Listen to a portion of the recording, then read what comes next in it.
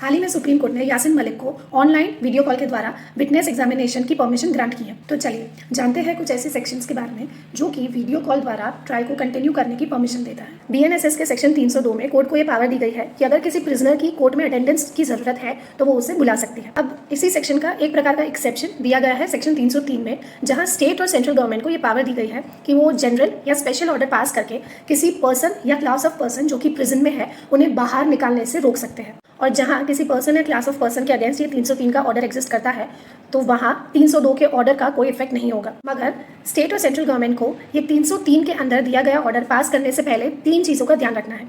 सबसे पहला है कि ये जो पर्सन या क्लास ऑफ पर्सन है वो उनका नेचर ऑफ ऑफेंस क्या है, वो किस वजह से प्रिजन में है। दूसरा है कि क्या इनके निकलने से कोई पब्लिक ऑर्डर में डिस्टर्बेंस आ सकता है। और तीसरा है कि क्या इन्हें बाहर निकलना सार्वजनिक हित माने पब्लिक इंटरेस्ट में है या नहीं। अब बात करते हैं सेक्शन 530 की, जो कि ट्रायल और प्रोसीडिंग्स को इलेक्ट्रॉनिक मोड के द्वारा कंटिन्यू करने के लिए परमिट करता है।